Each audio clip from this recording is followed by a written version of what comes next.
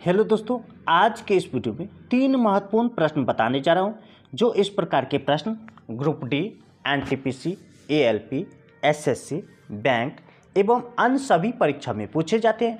तो वीडियो को अंत तक जरूर देखिएगा, बहुत ही मजा आने वाला। तो चलिए प्रश्न की ओर चलते हैं। देखिए प्रश्न है, एक समांतर चतुर्भुज की सम्मुख भुजाओं के एक युग्म की प्रत्येक भुजा की लंबाई 16 सेंटीमीटर है और इन दोनों भुजाओं के बीच की लंबवत दूरी 10 सेंटीमीटर है।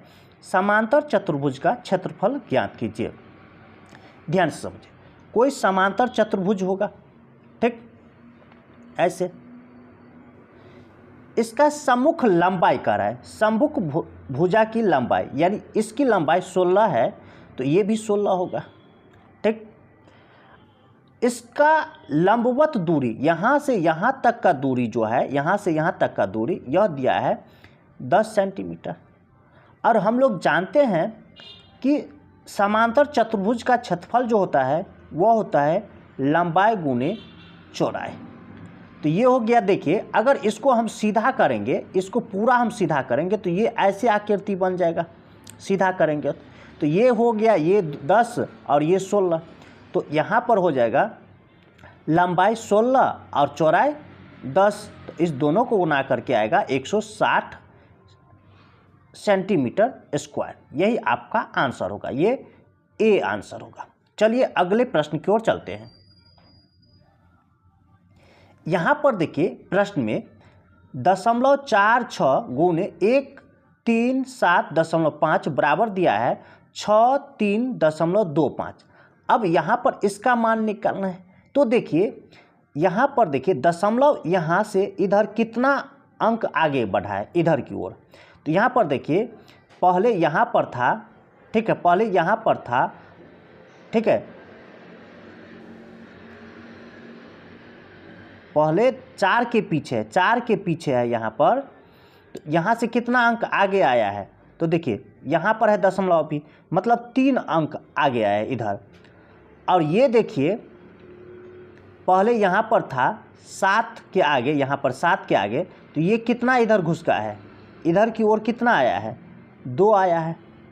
तो अब देखिए इधर की ओर 3 अंक आगे आया है दशमलव, और ये इधर की ओर गया है 2।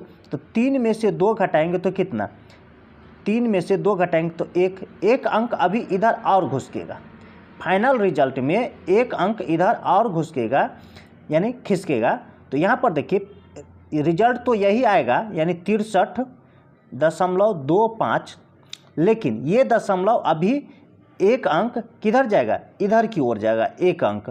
तो ये दशमलव इधर आएगा 1 अंक आगे, यानी ये हो जाएगा 63.2.5। यही आपका आंसर होगा, 632.5। ये आपका 632.5, ये आपका सी आंसर होगा। चलिए अगले प्रश्न की ओर चलते हैं।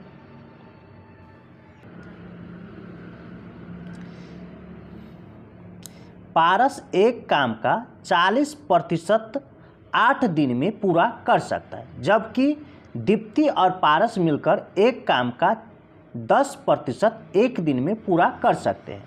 काम को पूरा करने के लिए अकेले दीप्ति द्वारा लिया गया समय निकालना है। तो यहाँ पर देखिए 40% है, तो प्रतिशत हटाएंगे तो नीचे में 100 आएगा। तो देखिए 20 दूना 40, 20 पंचे 100। यह काम कर रहा है 8 दिन में।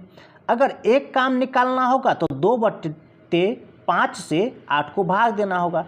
तो 8 गुने 5 ऊपर जाएगा, 2 नीचे, 2 एकन 2, 2 चौका 8, यानी 20। यानी पारस एक काम 20 दिन में करेगा। अब कह रहा है कि दीप्ति और पारस मिल करके वह एक काम का 10% कर रहा है। तो 10% मतलब प्रतिशत हटाएंगे तो नीचे में 100। यह कर रहा है दोनों मिलकर के 1 दिन में इतना काम। तो देखिए 0 0 कैंसिल हो जाएगा। तो एक काम निकालना है हमें, तो 1 बराबर हो जाएगा 1 गुने 10 ऊपर जाएगा, 1 नीचे आएगा, बराबर 10 दिन। दोनों मिलकर के उस काम को 10 दिन में करता है। ठीक, अब दोनों का क्या करना है, लघुत्तम लेना है। क्या करना है, लघुत्तम लेना है, एलसीएम। तो दोनों का एलसीएम हो जाएगा, देखिए 20। अब पारस का एक दिन का कार्य क्षमता निकालेंगे तो 20 से भाग देंगे तो 1 आएगा। और पारस और दीप्ति दोनों मिलकर के यह काम कर रहा है तो इसका एक दिन का कार्य क्षमता तो 10 से भाग दीजिए तो 2। ठीक, अब देखिए काम को पूरा करने के लिए दीप्ति कर रहा है तो इसमें देखिए पारस भी है और दीप्ति, इसमें पारस और दीप्ति दोनों है। तो अगर इसका पारस का कार्य क्षमता इसमें से घटा लेंगे तो दीप्ति का एक दिन का कार्य क्षमता निकल जाएगा। तो 2 में से 1 घटा लीजिए तो कितना, 1।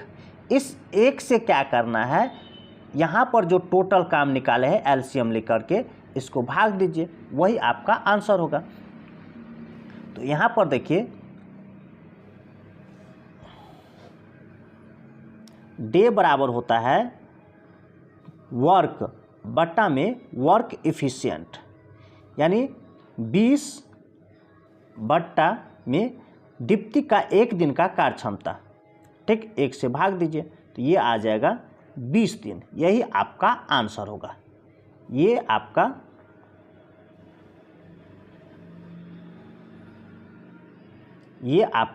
डी आंसर होगा। ऐसे ही ट्रिक पाने के लिए हमारे चैनल को सब्सक्राइब कीजिए, लाइक कीजिए और अपने दोस्तों के साथ शेयर जरूर कीजिए। फिर मिलते हैं अगली वीडियो में, तब तक के लिए धन्यवाद।